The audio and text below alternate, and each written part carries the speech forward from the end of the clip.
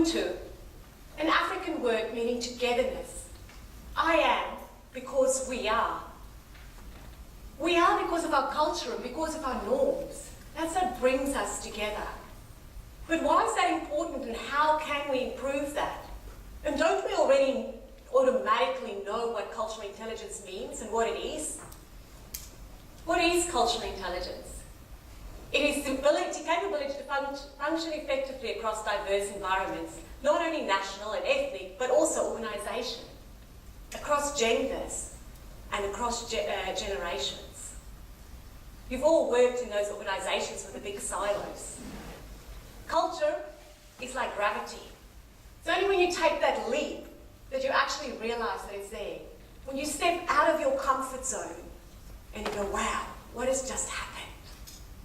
And it's when that stress kicks in, when somebody suddenly cuts us off and our biases comes out, or we have a project that we suddenly have to meet a deadline on. We all know what IQ is. And then there's emotional intelligence, how it is that we read the emotions of others. But emotional intelligence is culturally bound. Cultural intelligence takes it that extra step where we are considering emotions from other cultures. What do you see in front of you?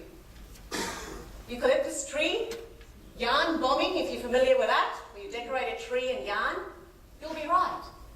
However, if you're a koala, you may say food.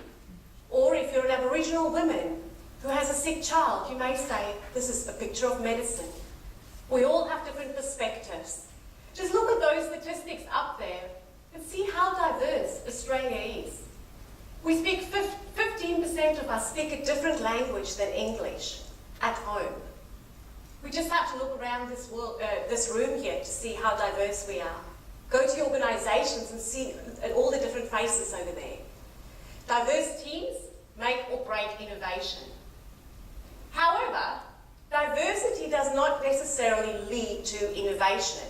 There's now this big drive that we should have more diverse organisations. Yet it could lead to some major dramas if we don't have a culturally smart team. There's just some of them. And I'm sure many of you have experienced these in your workforce. If anyone has ever worked in a large organisation where you have these different silos, and the marketing department, for example, sits on the other side in a different silo, and it seems like they speak a completely different language, even though you all speak English, that's those organisational silos. That's those different cultures. What is it that your parents or your carer did when you were a child and you were sick? Did they put you in a dark room, make you lie down? Someone said the other day to me they gave me a shot of whiskey. All very acceptable things to do. And I bet you that we grew up thinking that was an appropriate thing to do, and we possibly even adapted that today and we bring our children up in a similar way. But in this room we will all do it very differently. And yet we are all here together. We're holding the world in our hands. From different perspectives, different walks of life, all of our own different ideas. And sometimes we think we're the only one that's right. This is what cultural intelligence looks like. It has 4 different quadrants, and there's actually a test, an assessment that you can take, and it measures your cultural intelligence. You can also get people that's close to you to say what they think your cultural intelligence is, and it's really interesting to see what you think yours is and what others think yours is, because it's not always the same thing.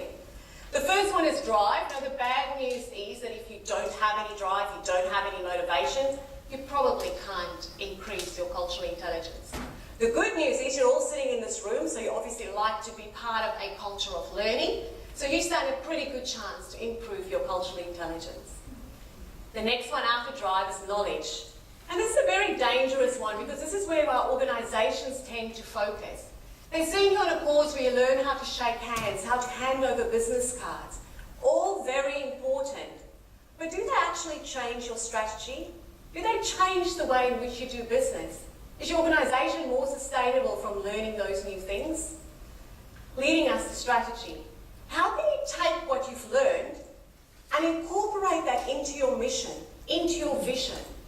Make your company stronger and actually change behaviour, change the way that you do things within your organisation, the way that you do things at home, in order to bring you to that last quadrant, which is the one where we actually take action. Now, there's no such thing as bad weather, just a bad choice of clothes. I'd say about the same about organisations. There's not really bad organisations out there, but the people who run them. So are you dressing appropriately for the weather?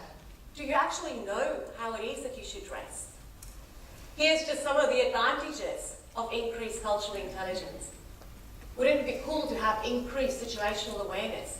Increase your organisation's return on investment because you have a culturally smart team. All pretty great things to strive for. It also leads to personal well-being. Can you imagine getting on better with your colleagues and understanding where they come from? The good news is that everyone can improve their cultural intelligence. Everyone. I have to have the drive. Thank you for listening. Absolutely true. There has to be that something, tiny little thing that actually drives you and motivates you. 5 steps, being aware, you're aware, you're sitting in this room, you're already aware of it. Approaching others, look at what those around you are doing. How is it that they communicate? Ask if you're not sure. Why is it that they approach something differently, and then adapt. Start changing your behaviour, which brings us to the last two, action and achieve. Now, United Airlines, when they launched their first flight from Hong Kong, they actually handed out white carnations to everybody on the flight. Anybody who knows anything about the Chinese culture will know that that's the flower of death. Probably not the greatest way to start off your flight by giving each passenger a white flower. So they very quickly switched to red. I'll leave you with culture. Eat strategy for breakfast. Ubuntu.